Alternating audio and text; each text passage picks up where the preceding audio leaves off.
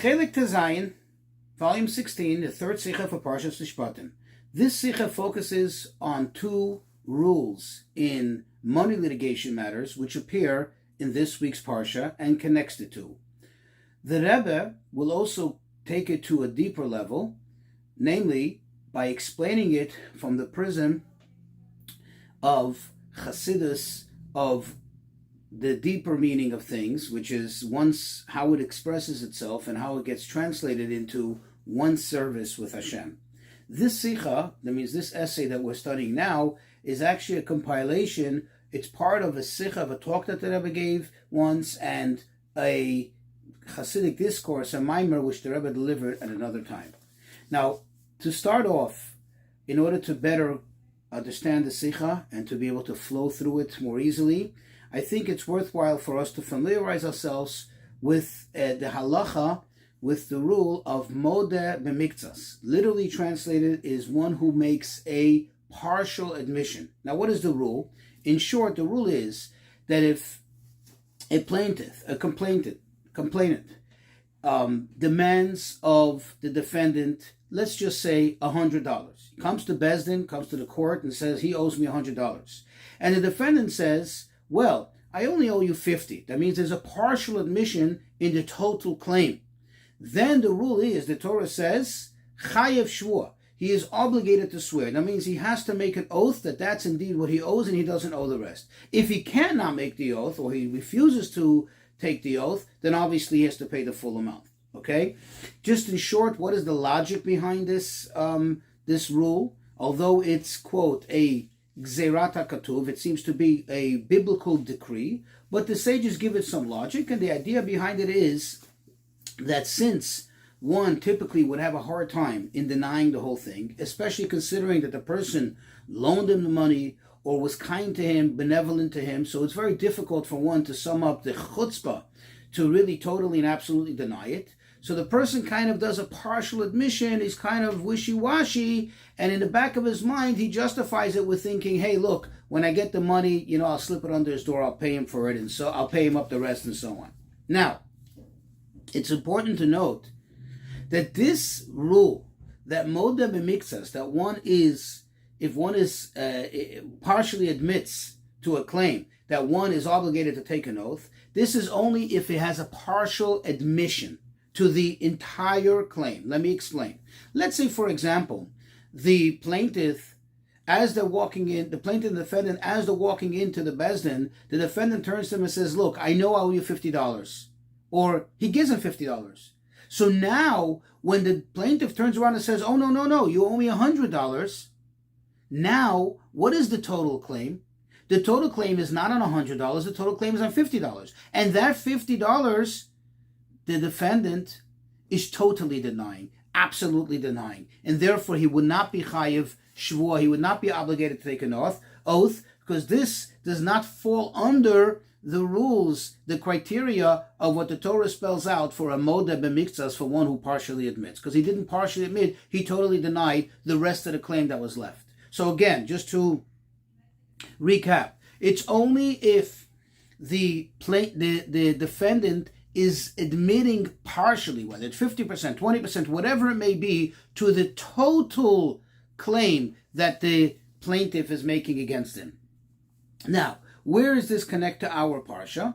Well, if you look in our parsha, you look in chapter 22, verse 8, it says over there, Al kol dvar pesha, on any matter of misappropriation, or literally pesha means a felonious matter, and then it says, and an ox and a donkey and so on, Al kol aveda, for any lost item, asher yomar ki hu zeh, that he says, meaning he, the defendant says, ki hu zeh, this is it. What does that mean, this is it? It's as if he's pointing and he says, this part of it I owe, this part of it I don't owe, this part of it I admit, this part I deny, this part I agree, this part I disagree. So there is where the sages learned out that that's when you complete the verse which says, Ad Elokim Yavo Dvar Shneim, until the court of the rabbis, of the judges, that is, should come the matter of both of them, meaning he has to swear, and then, like I said previously, if he cannot swear or he refuses to swear, he doesn't want to swear, then he will have to pay the whole thing. Let's go into the sicha now. So in our parsha, in chapter 24, verse 14, it says over there, Ve'elaskenim Omar, and to the elders he said to them, you stay here, blah, blah, blah, dot, dot, dot. And then he says, Mi bal dvarim yigash alechem, that anyone who has a legal matter should approach you. This is what Moshe said to them. In other words, we're going to go up there and look into the verses. You see exactly the context of what it's talking about. But on these words, Mi bal dvarim yigash alechem, whoever has a matter, a legal matter, a legal issue, should approach you. The Talmud says, the Gemara says that we learn from this, Ein niskakim elu tevei atchila, that first you attend only to the arguments of the claimant. In other words, the one who is the Baal Dvarim, the one who has the legal matter that approaches you, that's who you deal with first. You start with him first. You allow him to give his argument first. And only after that do you turn to the defendant to hear what his part of the case is, what his argument is. Okay? So the Shach, now who is the Shach? The Shach is one of the primary commentaries and halachic authorities, primary commentaries on the Shulchan Aruch. Thus, he is a halachic authority, because without him and the other primary commentaries, we don't understand thoroughly and correctly what the Shulchan Aruch is really saying, what the law should be. Who is the Shach? In short, he was is a great Talmudist from the 17th century. His name was Reb Shapsi ben Meir HaKohen, and he's known by his work as Shach, which is abbreviation for Siftei Kohen, which means the lips of the priest. He was a Kohen. So in any case, the Shach, he explains that what is behind this? What is the idea that the Torah says that first you turn to, first you listen to, first you accept that the complaint or the testimony, the argument of the plaintiff or the complainant? Why? Why do you accept that first? He says because this has a ramification in the din, in the rule of modeh b'miktsas. You see, you recall that we said that if the defendant goes and pays first or admits that he has to pay, essentially that is obligating himself. Only afterwards the toveya,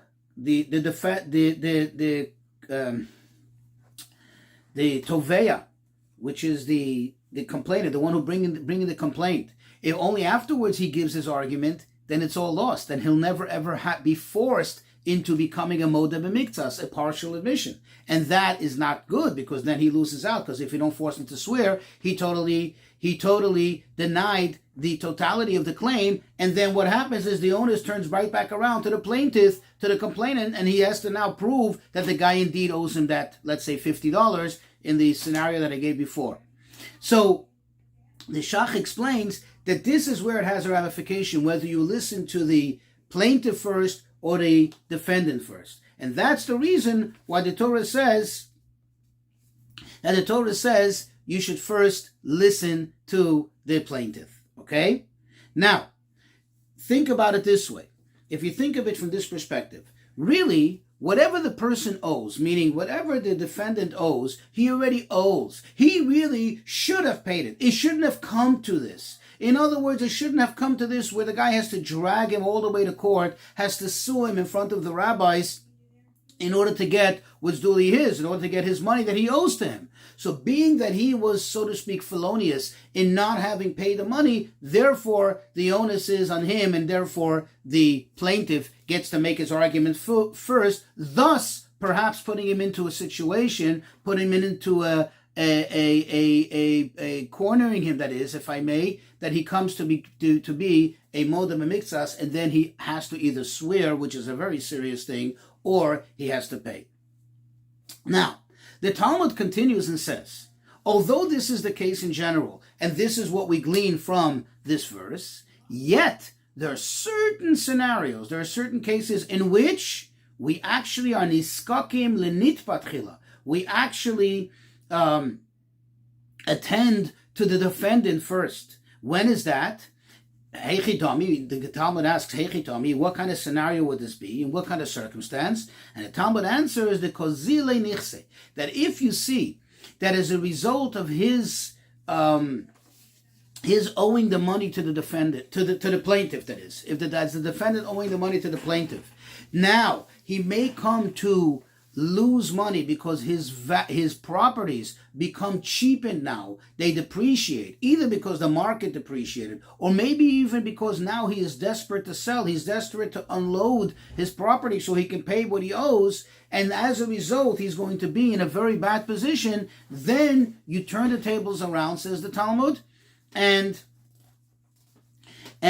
you first deal with the defendant. You allow him to give his argument first, thus eliminating the possibility of him becoming a moda miktsas, of him being cornered into that corner.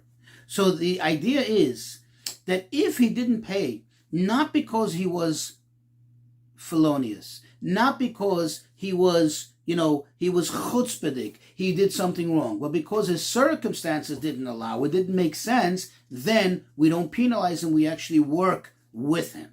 Okay? Now, as we said in the introduction, everything in the Torah, when we say everything in Torah, I mean in the nigla part, in the revealed part of the Torah, such as the Tanakh, such as the Talmud, such as halacha, all that always carries also a deeper meaning. If you take it to a deeper level, not only does it expose the deeper meaning in terms of one's service to Hashem, but perhaps at times it actually even helps us. It shines a light and helps us better understand the halacha as it is, why it is the way it is, why Hashem dictated that we do what we do. In other words, by getting, so to speak, the soul of it, the pnimius of it, we get a better appreciation of it. Plus, of course, we get a direction, a better lesson in how to serve Hashem. So the same is over here. If that's in general, the same is over here. And over here, really, if we take a glance, if we take a look at this halacha, there seems to be some very curious, questions that we can ask on the commentary of the Shach, on the Shach's ruling. Remember that he said that the reason why you attend to the plaintiff first is because this way you give her the opportunity, you set up the opportunity, you set up the scenario that it should be able to come to the case of a moda miktsas, thus he wouldn't lose out. So the question is, it seems from the Talmud, it seems from the way the Talmud understands the verse, that the verse says, Ad mibal dvarim yova aleichem, whoever has any legal matter should come to you. And from there, the Talmud deduces that, if anybody has a legal matter, meaning one is the plaintiff, one has the issue, he gets addressed first, he gets attended to first. It seems that that's across the board. In other words, where does the Shach come and say no, that the only real difference, that it really plays a role, or the ramification of it is only in a specific case, only a specific scenario where it may lead to a moda miktsas? That seems to be a little curious. However, the way we're going to explain it, according to Pnimius HaTorah, according to the inner teachings of the Torah, namely according to Chassidus, it's going to actually make sense. And we'll begin with, think of it this way, think of it in these terms. In terms of serving Hashem, in our spiritual service of Hashem, most cases, if not all, of, quote, plaintiff and defendant, toveya and nitba, involve, most of the time it involves also a matter of, a scenario of a moda miktsas. How is that so? In the spiritual life of a Jew, who is the plaintiff? Who is the one that's trying to demand? Who is the one that has an argument? He wants to take possession of the Jew, of something of the Jew. That is the Yetzer Hara. The Yetzer Hara, the evil inclination, first he makes a slip up. First he causes us to sin, and then he uses that as his argument to say, wait, this person is now mine. This person is now in my side of the game. In other words, I demand full and absolute authority and control on this person's life. Because you see, the person sinned. So the person belongs to me. The person is in my territory. The person should be under my authority, under my rule, under my guidance. Totally and absolutely.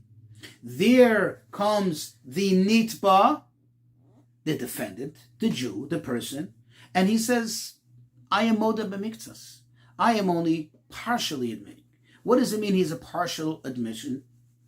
You see, because yes, I cannot deny the fact that I did slip up, that I did do the sin, either an actual sin or even a sin in the sense of the actual meaning of the word sin, which means a deficiency. I didn't do everything I was supposed to do. I was deficient. I was lacking in my service of Hashem. Granted, it's true. I can't deny that. I cannot argue with a fact, with the reality. However, that's not who I am. That's not totally me. That's not the sum total of who I am. Because we know that every Jew, first of all, has a neshama, has a soul. The soul is not even capable of sinning. The soul does not really play an active role in the sin or in the deficiency of doing Torah mitzvahs.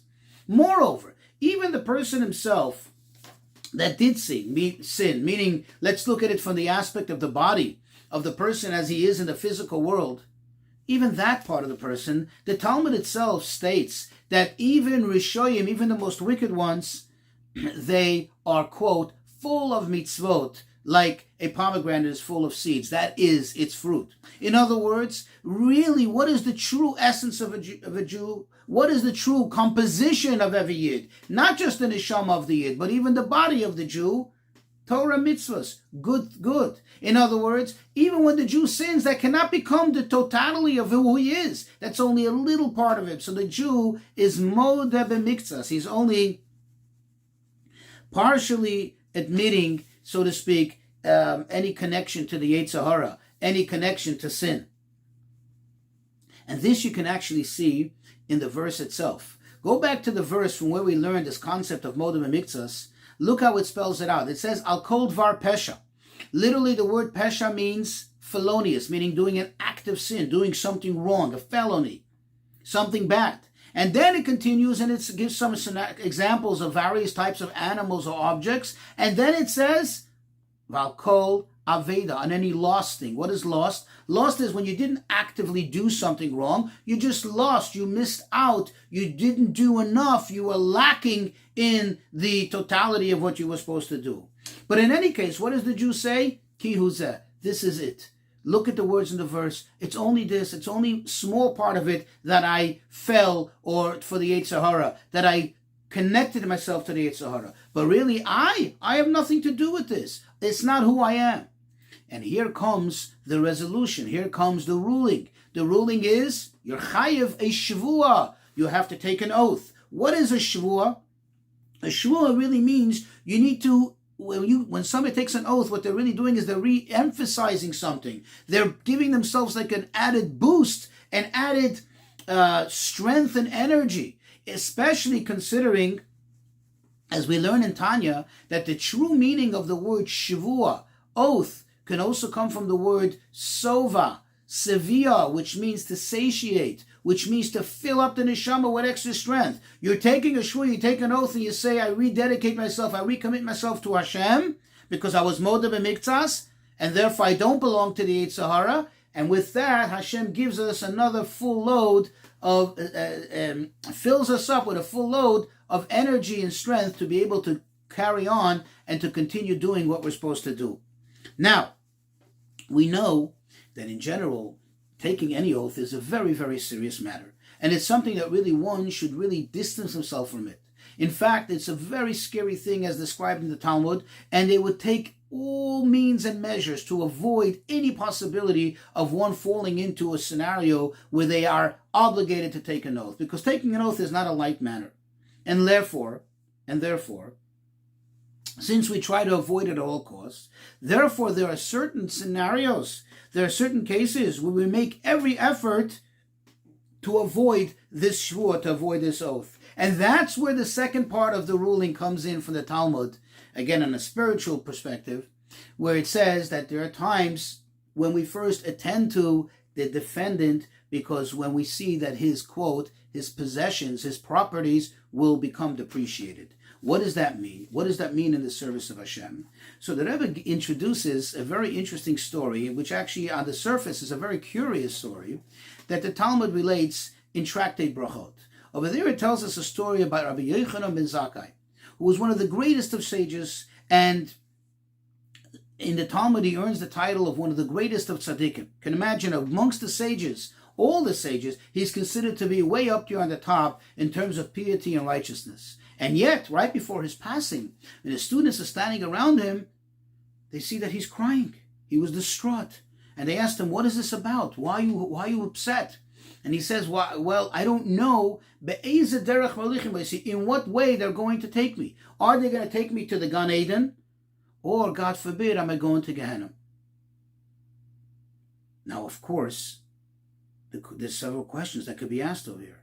First of all, you're such a great tzaddik. Why are you in doubt? Why are you worried? You've done so much. You've accomplished so much. This is a man who did not stop teaching Torah and spreading Torah and encouraging others and guiding others throughout his entire life. Every minute, every second of his time was dedicated to the community, to teaching Torah to others.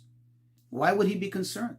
Moreover, number two, think about it. If this is really a legitimate concern, why are you waking up about it now? Why are you thinking about it now? Why now are you concerned? Shouldn't you be concerned about it years ago and try to do something about it? Now it's too late. Now you're about to pass away. Your moments to your passing. Your neshama is about to depart. Why are you thinking about it now? Of course, the Rebbe says, it's not that Rabbi Yochanan ben Zakkai was thinking about himself, whether he's going to get rewards, whether he has enough brownie points or not. We're talking about Rabbi Yochanan ben Zakkai was concerned as far as his level, what level of Kedusha, what level of holiness is he on? Is he on the level where he really belongs in Gan Eden? Or God forbid, maybe he's not on the proper level and therefore he's deficient and therefore the opposite. But in any case, the questions still remain. What exactly was going on here?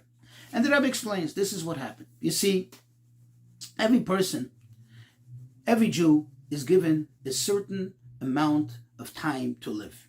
An exact amount of time. And that amount of time is tailored to the mission that particular person has in the world. In other words, whatever that person was charged with doing in the world, whatever their assignment is, whatever their purpose is, they're given enough time, years, months, weeks, days, hours, minutes, seconds, exactly to be able to accomplish all that they have to accomplish. Thus, when a person wastes time, when a person does not utilize some of the time properly, they're actually wasting time. They're actually cheapening their property, their possession. What is our true possession? What do we really own? This is what we have. The time we have in life is our resource, is our, so to speak, estate, our property from where we can draw the ability to do what we have to do. When a person doesn't utilize the time properly, or even the Rebbe asks, sometimes if we misuse it, we misappropriate the time, we use it for something else, or not for that which we were supposed to do at that time, whatever it is that is designated for us to do, then we are now cheapening, we are now lessening, we are now losing the value of our property. And therefore, it's not appropriate to waste time for what we're supposed to do. So Rabbi Yochanan ben Zakkai, he knew that his mission, his purpose is to teach. His purpose is to work with his students, to teach Am Yisrael, to teach Klal Yisrael. And therefore he can never think about himself. He didn't think about himself. He didn't have time to think about himself. He couldn't waste a moment from his task, from his mission, from his real true purpose that he had in life. Only right before he's passing away, when he had completed everything he had to do, now he was thinking about himself and he's thinking, oh, where do I stand? What do I do? In other words, where am I? He never thought about himself. Likewise over here, this is the idea. When a person is, meaning the defendant, when a person is being hounded by the Yetzer Hara is trying to take possession of the person. And the Yetzer Hara comes to offer his argument and say, this person belongs to me. And you see that this person's property, his time, will become devalued, depreciated, if he has to start spending time arguing with the Yetzer Hara back and forth, and then he's going to come to make an oath, and the oath is something which really you shouldn't do, and only through the oath is he going to get the extra strength to get out of the clutches of the Yetzer Hara. That's where Hashem steps in and says, wait, you know what? Sometimes, although that's the rule, but sometimes we turn the tables around and we attend first to the defendant in order to avoid the possibility, to avoid the scenario of him being cornered into a corner, to be able to become obligated to have to swear and thus receive the energy. We'll just put it in a way where it's now the Yetzer Hara, the plaintiff, against the defendant, in this case the Jew, and the Jew says, I don't want anything to do with the Yetzer Hara, I don't belong to him, I have nothing to do with him. But since we turned it around, the little part that the Jew did do wrong, he already admits, he already confesses for. In fact, something very, very powerful, very interesting from another verse in our parsha, where it says, Hashem says, Es mispar yomecha amali, that I will fill the number of your days. It says over there that if you will follow what Hashem wants. In other words, when a Jew shows true, genuine desire to go in Hashem's ways, then what Hashem says is, I will fill your days. After it says, I'll give you long life, it says, I'll fill your days. What does that mean? What it means is that even that which you have missed out on, you remember we said, you cheapened, you devalued your property, your time that you were given. Well, obviously, if a person has the Yetzer Hara running after him, the Yetzer Hara claiming that he belongs to him, that means that he did do something wrong. And it's just Hashem who turned the tables around and made it so that you shouldn't become a modem miktzas. But you see, why did he do it so? Why does Hashem do it? Because you have dedicated yourself. You have submitted yourself to Hashem with absolute bitul. Then Hashem says, not only do I first listen to the defendant, and thus you're not going to have a shvua, but es mispar yamecha amali, I will fill your days. In other words, Hashem has this infinite power to go back in time and fill those days and give you the ability, the potential now, right here, right now, with the little time you have left, or without the